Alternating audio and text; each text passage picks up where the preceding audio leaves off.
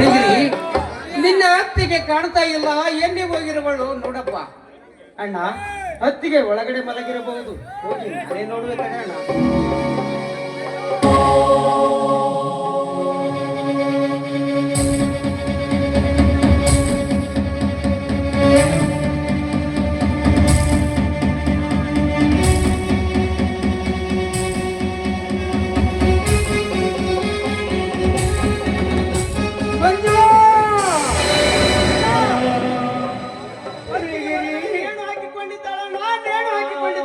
ಮಂಜುಳಾ, ಬೇಗ ಹಗ್ಗವನ್ನು ಕೊಯ್ದು ನಿನ್ನ ಅತ್ತಿಗೆ ಶವವನ್ನು ತೆಗೆದುಕೊಂಡು ಬಾರಪ್ಪ. ಶಿವಪ್ಪ, ನೋಡಿದೇನಪ್ಪ ನನ್ನ ಸ್ಥಿತಿಯನ್ನು? ನನ್ನನ್ನು ಪೊಲೀಸರು ಹಿಡಿದುಕೊಂಡು ಹೋಗರೆಂದು ತಿಳಿದು ಆಘಾತವನ್ನು ತಾಳಲಾರದೆ ನನ್ನ ಹೆಂಡತಿ ನೇಣು ಹಾಕಿಕೊಂಡು ಸತ್ತಿದ್ದಾಳೆ. ನಾನಿನ್ನು ಬದುಕಲಾರೆ ಶಿವಪ್ಪ, ನಾನಿನ್ನು ಬದುಕಲಾರೆ. ಸಂಜೀವ, ಸಮಾಧಾನ ಮಾಡಿಕೊಳ್ಳಪ್ಪ. ಬಿಳಿಗಿರಿ ಆಗಿಂದ ಬರ್ಲಿ, ಏನಾಗುತ್ತೆ ಅಂತ ನೋಡೋಣ.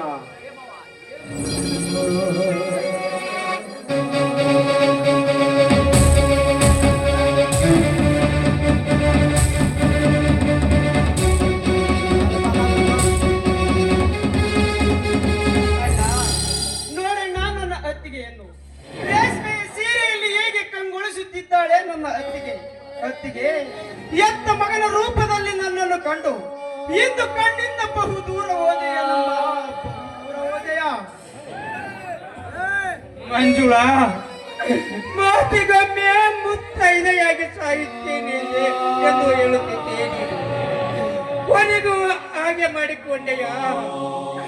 ನಿನಗೆ ನೇಣು ಹಾಕಿಕೊಂಡು ಸಾಯಲಿಕ್ಕೆ ನಿನಗೆ ನಾನು ಮಾಡಿದ ಅನ್ಯಾಯವಾದ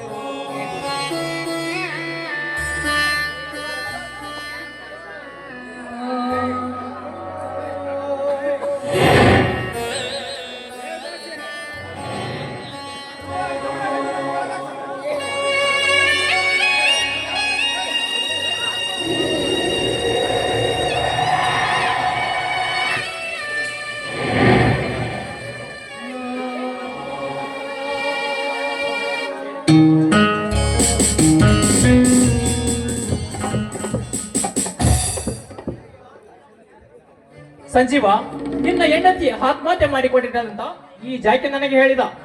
ಅವಳು ಆತ್ಮಹತ್ಯೆ ಮಾಡಿಕೊಳ್ಳಬೇಕಾದರೆ ನೀವೇನಾದರೂ ಜಗಳವಾಡಿದರೋ ಅಥವಾ ನಿಮ್ಮ ತಮ್ಮ ಗಲಾಟೆ ಮಾಡಿದನೋ?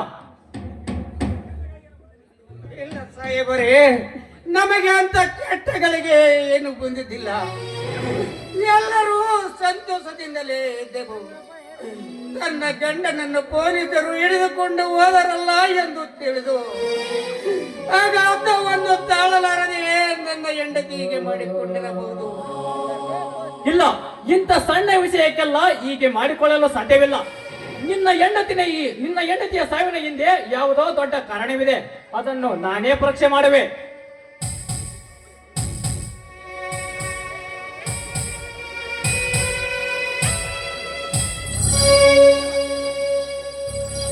ಏನೋ ಪತ್ರ ಬರೆದಿಟ್ಟು ಸತ್ತಿದ್ದಾಳೆ.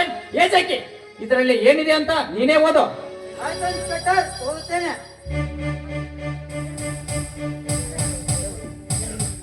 ಪತಿದೇವರಿಗೆ ನನ್ನ ಕೊನೆಯ ನಮನಗಳು.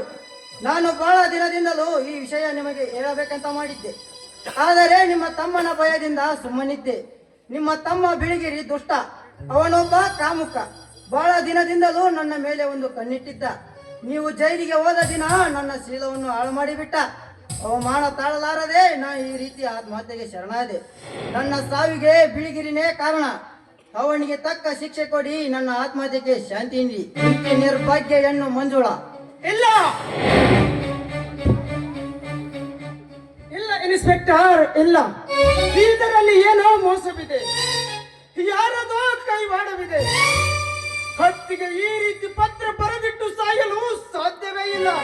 ಅಣ್ಣ, ನೀನಾದರೂ ಹೇಳಣ್ಣ, ಇದರಲ್ಲಿ ನನ್ನದೇನು ತಪ್ಪಿಲ್ಲ ಅಂತ. ಬಿಳಿಗಿರಿ, ನೀನು ಹೇಳುವುದಲ್ಲ ನಾನು ಒಪ್ಪುವುದಿಲ್ಲ. ಸ್ವತಃ ನಿನ್ನ ಅತ್ತಿಗೆನೇ ಪತ್ರ ಬರೆದಿಟ್ಟಿರುವಾಗ ಯಾರು ಏನ್ ಹೇಳಿದ್ರು ಅದು ಸಾಧ್ಯವಿಲ್ಲ. ನೀನೊಬ್ಬ ಕಾಮುಕ. ಅತ್ತಿಗೆಯನ್ನೇ ಸಿಲೆಗೆಳಿಸಿ ಮರಳಿ ನಿಮ್ಮಣ್ಣನನ್ನು ಬಿಡಿಸಿಕೊಳ್ಳಲು ನನ್ನ ಹತ್ತಿರ ಬಂದೆ. ನಿನ್ನನ್ನು ಆಗಿ ಬಿಡಬಾರದು. ಅತ್ತಿಗೆಯ ಜೀವನಕ್ಕೆ ಕೂತದೆಯಲ್ಲ, ಏನಂತ ಕರೆಯಲಿ ನಿನ್ನ?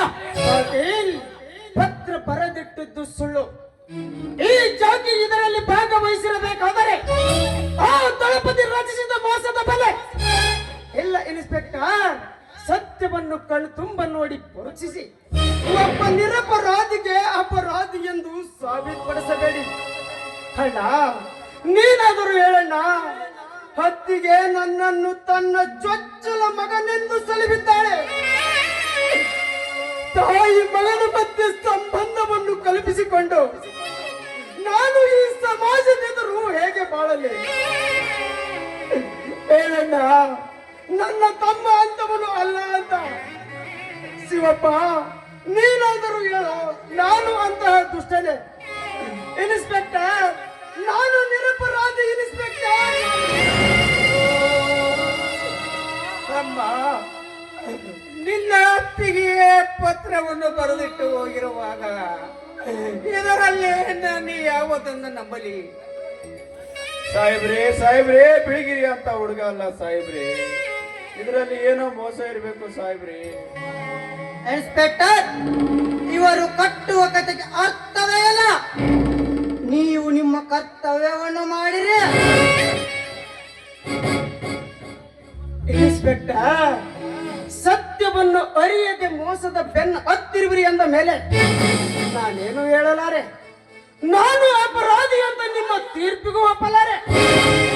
ಲೇ ಚಾಕೆ, ಇದರ ಹಿಂದೆ ನಿಮ್ಮ ಕೈವಾಡವಿದೆ ಎಂದು ನನ್ನ ಆತ್ಮ ಒತ್ತಿ ಒತ್ತಿ ಹೇಳ್ತಾ ಇದೆ ಮಗನೇ. ಸರ್ಕಾರ ನನಗೆ ಶಿಕ್ಷೆಯನ್ನು ನೀಡಿದರು, ನಿಮ್ಮನ್ನು ಒಬ್ಬೊಬ್ಬರನ್ನಾಗಿ ಇನ್ಸ್ಪೆಕ್ಟರ್, ಎಲ್ಲ ಗೊತ್ತಿದ್ದು ಮೂಕನಂತೆ ಇವರ ಗುಲಾಮರಾಗಿ ನಿಂತಿರಲಿಲ್ಲ. ನಿಮ್ಮ ಕರ್ತವ್ಯಕ್ಕಷ್ಟು ಬೆಂಕಿ ಹಚ್ಚ. ಪಾಟೀಲ್, ನಿಮ್ಮ ಸರ್ಕಾರ ನನಗೆ ಗಲ್ಲು ಶಿಕ್ಷೆಯನ್ನು ನೀಡಿದರು. ನಾನು ಸಾಯುವುದರೊಳಗಾಗಿ ಈ ಸಮಾಜಕ್ಕೆ ಸತ್ಯವನ್ನು ಎತ್ತಿ ತೋರಿಸಿ ಇಂತಹ ದುಷ್ಟ ಸೂಳ ಮಕ್ಕಳನ್ನು ಸದಬಡಿಯುವೆ. ನೀನು ಹೇಳುವುದಲ್ಲ, ಕೋರ್ಟಿನಲ್ಲಿ ಹೇಳು. ಎಪಿಸಿ ಇವನನ್ನು ಎಳೆದುಕೊಂಡು ನಡಿ. Yes sir.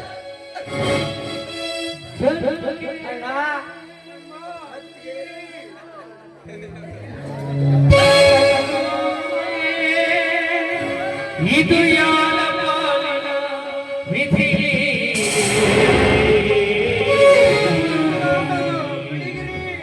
ಇದು ಯಾರ ಪಾಲಿನ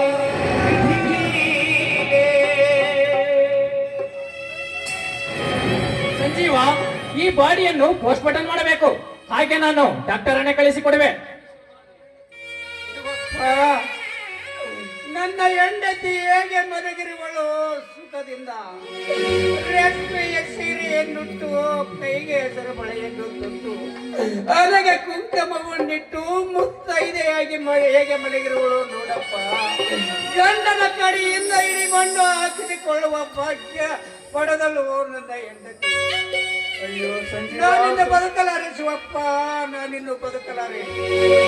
ಸಂಜೀವ, ಏನೇನೋ ಮಾತನಾಡಿ ಯಾಕೆ ತಾಪ ಎತ್ತಿಸ್ಕೊಳ್ತೀಯಪ್ಪ? ಅವಳ ಹಣೆ ಬರ ಅಷ್ಟಿತ್ತು, ಯಾರೇನು ಮಾಡೋದು?